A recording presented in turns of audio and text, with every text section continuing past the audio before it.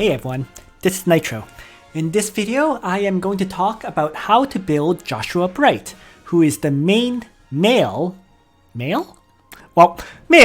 character in Legend of Heroes, Trails in the Sky, and now a hero in Langrisser. So, disregarding the gender point, let's talk about him. First, let's talk about his talent. The talent, Dark Initiate, has two effects. First, after dealing a critical hit, it deals fixed damage to the enemy. Okay? And this damage is equal to a certain amount of... It's linked to his hero's attack. Okay? The second effect of Dark Initiate is that the crit chance is increased by a certain percentage. So, at 3 stars, it's a 10% crit chance increase. 4 stars, 13%. 5 stars, 16%. And 6 stars is a 20% crit chance increase. As for the fixed damage value, it starts off at 1 times damage at 3 stars, becomes 1.3 times hero's attack at 4 stars, 1.6 times hero's attack at 5 stars, and it caps out at 2 times hero's attack at 6 stars. Okay, so I should also mention that in terms of his factions, Joshua falls under the Princess Alliance faction, as well as the new Heroes of Time faction. Okay. However, one very important thing to note about Joshua is he will become part of the Meteor faction in the future. So that way he can benefit from Zerida's faction buff. So just an interesting point. Alright, now let's talk about Joshua's skills. His first skill, the one he starts off with, is Double Tap. And it's a physical attack skill with 2 range that does 1 times damage to an enemy target. It also has a 40% chance of carrying out 2 attacks, which means presumably 2 times damage. This is Joshua's only single target skill. And because it's luck based on whether you can do 2 times damage or just 1 times damage, it's not exactly a great single attack target skill. So that's something you need to absolutely be aware of, that Joshua is not a single target killer at all. Okay? So now let's talk about, I guess, his classes and the skills that come from them.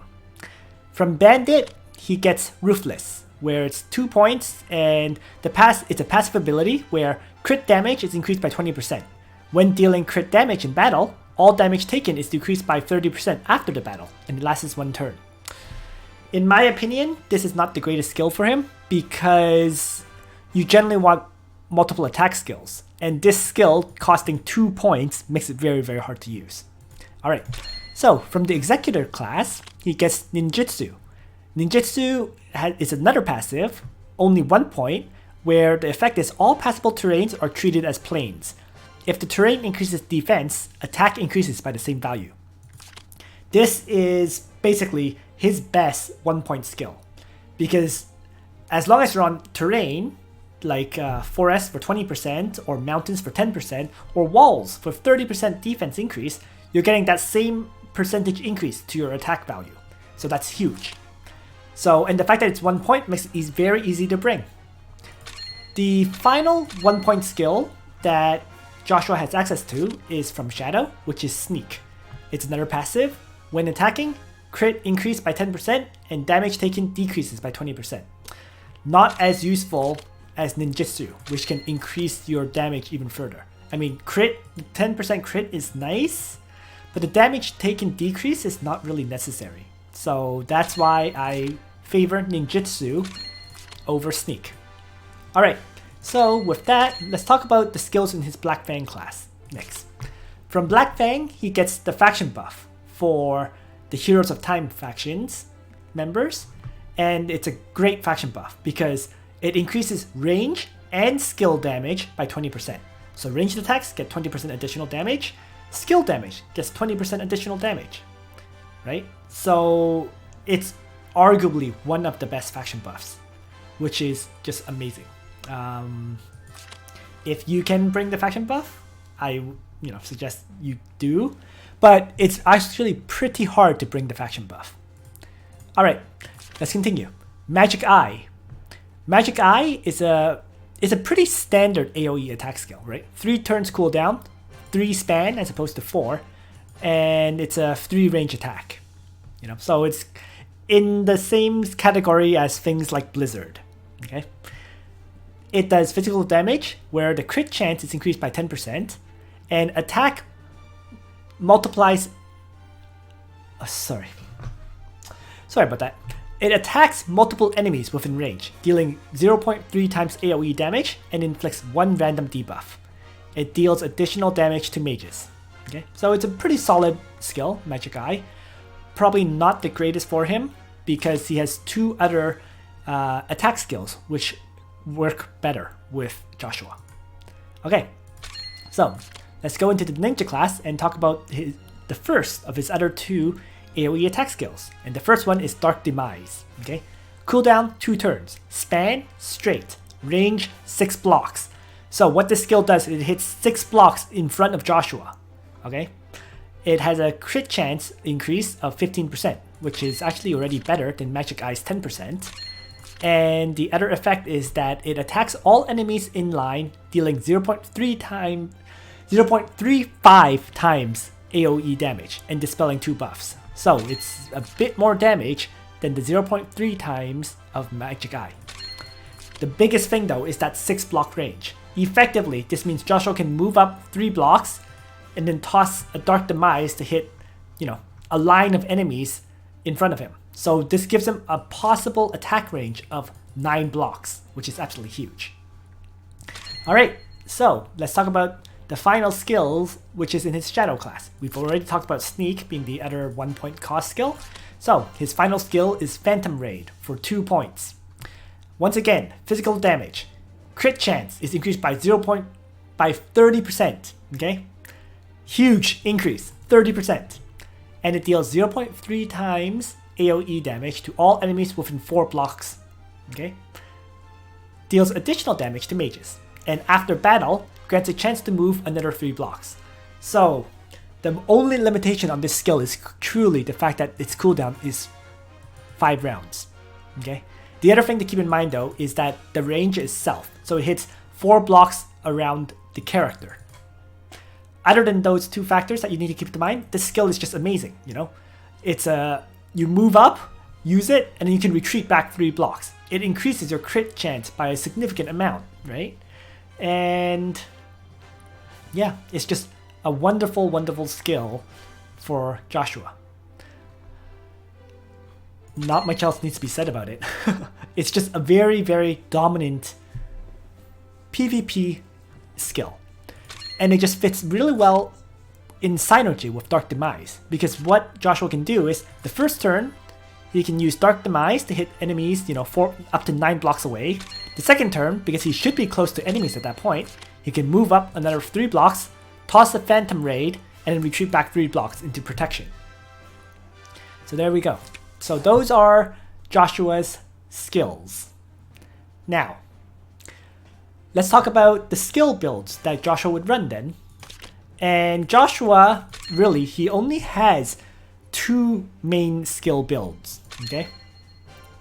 The first one is when you're not bringing a faction buff. So you bring ninjutsu, right, for the first skill. Then the second skill is you're bringing an attack skill, which would be Dark Demise, the first skill that you use to always attack the enemies. And then the final skill you would bring is Phantom Ray to AoE blast and then retreat.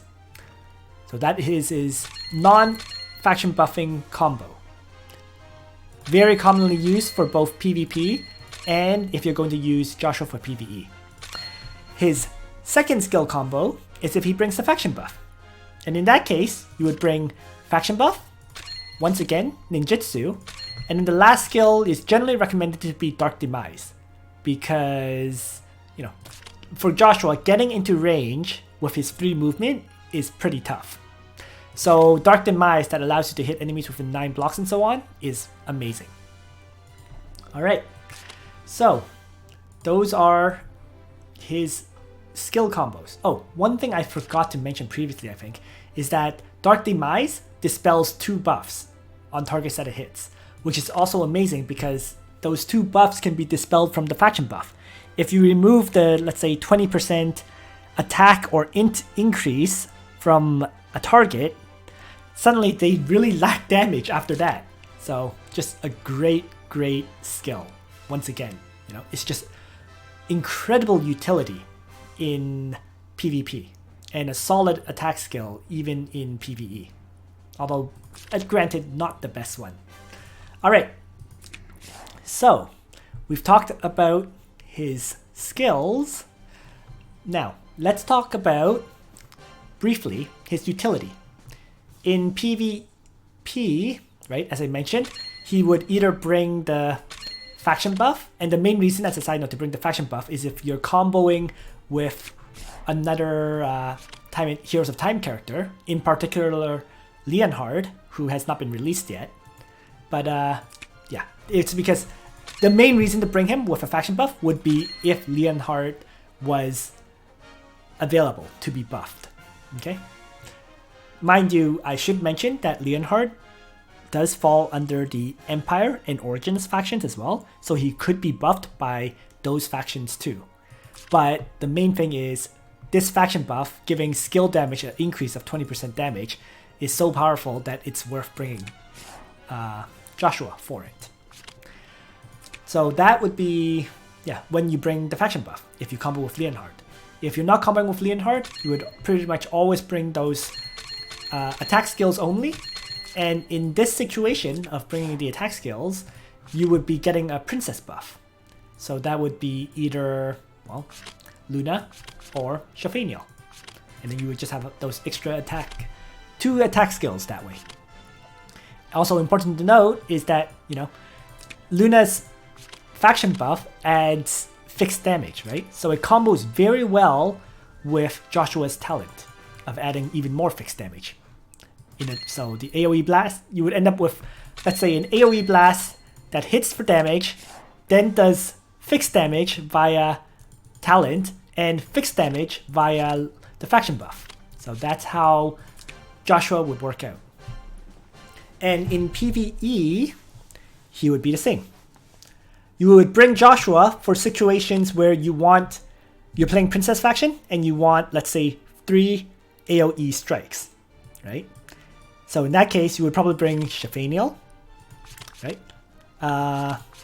Lana for another AoE attack, and then Joshua for the 3rd AoE attack. And the 3 AoE attacks should theoretically kill off all your enemies in, you know, 1 turn or whatever. Alternatively, of course, if you have a high level Lifany, you could probably use Lifany as well. But the thing to keep in mind with Lifany is, just like Joshua, they're both capped at 3 movement, so it can be hard to get into range for them to get that AoE blast off. Whereas, you know, Lana has that extra +1 range on her AoE attack, and Shelfaniel just has pretty long range AoE strikes too. But yeah, the whole goal is, if you have 3 AoE strikers, you can just one-shot the enemy group. And this would be mainly for, let's say, Timeless Trial. I think that would be one of the better scenarios where you would use this combo. Alright, so that's his use in PvP and PvE. Now, let's talk about soldiers. Hero boost. By default, Joshua's hero boost is 10% hit points, 15% attack, and 5% magic defense. Okay, let's bring up Joshua's spawn page now. So, Joshua's spawn page shows that, first, I should quickly mention that the 4th and 5th bond of Joshua unlocks from him getting his classes. So as long as you commit 2 runestones into your Joshua, he will have his 4th and 5th bond unlocked. Okay. Now, let's quickly talk about the 3rd bond. The 3rd bond for Joshua increases attack and defense. Sorry, attack and magic defense. So that would be 15% attack, 15% magic defense. So, what does that mean? It means that in total, Joshua's hero boost will be 20% hit points, 40% attack, 10% defense, and then 30% magic defense increase. So he has very high attack, he has a decent amount of hit points, 20% hit points, and 30% magic defense, which is very high, which allows him to basically crush mages, right? And the defense value, it's very, very low. So if Joshua takes a melee hit from, let's say, Leon and those kind of characters, he's definitely going to die, unfortunately. So it's just something to be aware of. If you can protect him with like another character, then that you should definitely do it, because he does not stand up to melee attacks very well. In terms of his soldiers, well, from the training ground, he gets access to Firebrand Sniper, Cyclops, and the Shinobi, which I don't actually have unlocked yet. Other units he gets, which are 3 stars, would be Bandits, Dark Elf Snipers, Guardian Infantry, and Mist Dancers. And the rest are just lower star units. So, with 1, 2, 3, 4, 5, 6, 7 soldiers to choose from, which one is the best for Joshua? Well, Joshua being a 2-range attacker normally means you want a 2-range soldier, of course, which knocks, Guardian Infantry and Cyclops out of contention. That leaves, what, 1, 2, 3, 4, 5 soldiers left. Now, because Joshua's talent, right, activates based on the crit chance, specifically, if you do a crit hit, then you do extra fixed damage, you really do want soldiers that can increase your crit rate, right? So those soldiers would be Mist Dancer, Shinobi, or Bandits. Now, the other thing is to keep in mind is Joshua almost always uses AoE attacks, right? So Bandits, Dark Elf Snipers, and Firebrand Snipers are not that likely to participate in fights in general. Which means his 2 best soldiers gets reduced to Shinobi and Mist Dancer. Mist Dancer, right? Your crit hit will apply a debuff on enemies. And Shinobi, well, when you do a crit hit, you do extra fixed damage after the battle. So that pretty much sums it up, right? I would say if you had to choose one to level up, I would say Shinobi, right? Because of the extra fixed damage hit. Are there counters to Shinobis? Of course, right? There's a lot of counters to fixed damage now that are coming out. For example, Juggler, right? Whenever he takes AoE damage, he heals up your characters. So that would counter a lot of these abilities. Yeah, another character that would counter it now would be Imelda, because she makes 4 allies within 2 blocks immune to fixed damage. So it's not like there are no counters to fixed damage anymore, but nonetheless, if you're limited in the resources you can use to level up your training grounds, right? And if you are leveling up your assassin training ground, I would say upgrade Shinobi over any of the other choices. At least if you're using Joshua. Alright, so that's his soldiers. And the final part of this video is to talk about Joshua's equipment. Okay? So, very first thing I should say before I begin. Joshua's enchant, right? Again, because of his talent, the enchant you want is an enchant that increases your crit hit rate. So that would mean you would choose either Meteor or Blazing Sun. Okay? So I was actually informed that apparently Meteor, when attacking units with hit points above 60%, all damage dealt after entering battle is increased by 20%. Because this only applies after entering battle, it does not kick in with AoE attacks. AoE attacks are not considered entering battle. So that basically knocks you down to basically one choice, doesn't it?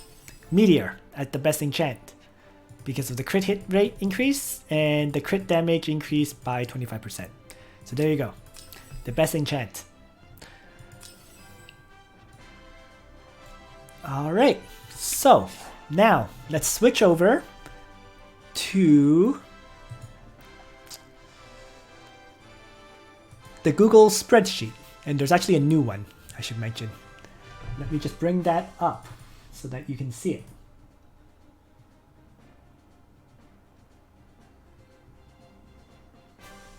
Just a moment.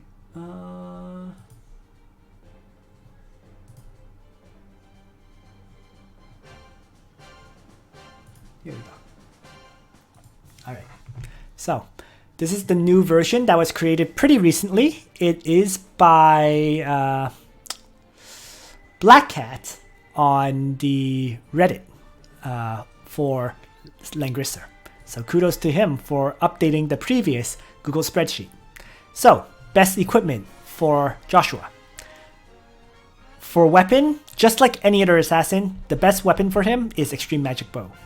Because unit's damage is not reduced in melee battles, which means if Joshua ever gets melee attacked, he can do full damage to the target and potentially allow you to kill off your attacker so that you both die. So, best weapon, Extreme Magic Bow. Armor. Well, for armor, there's really two primary choices. The first one is Last Rites, right? Because of the fact that when your hit points is at 100%, reduces damage taken by 40%. So on the off chance someone attacks you while you're at full hit points, you're almost guaranteed to survive that attack, right? The flip side is you're not always guaranteed to be at full hit points when attacked. Very likely, someone will attack you with an AoE blast before you get into melee combat. So that's something to be aware of. So, other than Last Rites, what's another good choice? The other real choice is Monkey King's Vest. Because Monkey King's Vest, when attacked, attack and crit is increased by 15%. This can potentially allow you to one-shot your attacker, right? You'll die, your enemy will probably, being an assassin, you're probably going to get one-shotted. But with Monkey King's Vest, it may end up being that both of you die off. Your attacker dies and you die. So, pick one, Last Rites or Monkey King's Vest. Helmet. The best helmet for Joshua Bright is King's Crown. The reason for that is because King's Crown, after you take action, it grants an adjacent friendly unit 20% extra damage for one turn. Joshua, having those two attack skills, right? One is Dark Demise, right? Dark Demise hits enemies up to 6 blocks away. Using that skill, it's very easy for you to end your turn beside an ally and give them the plus 20% damage dealt. The other skill that he uses, which I recommended, was Phantom Raid, right? And Phantom Raid allows you to attack and then move back 3 tiles afterwards. So once again, with an attack and retreat, it becomes very easy to activate King's Crown's effect. So that's why King's Crown is his best helmet. Alright, last but not least, let's talk about his accessory. And the accessory you want to use on Joshua Bright is any accessory that increases attack value, right? Because you're doing AoE damage and so on, you really want an accessory that increases your attack. This is actually where I made a mistake in the previous video. I recommended Apex Boots for him, but Apex Boots can only be equipped by infantry, lancer, and aquatic units. Joshua, being an assassin, can't equip it. So his best accessory is really Overlord's Badge, because Overlord's Badge gives 74 attack, more hit points, all stats plus 5, and most importantly, grants immunity to defense, magic defense, attack, and int reductions, and mobility reductions. So these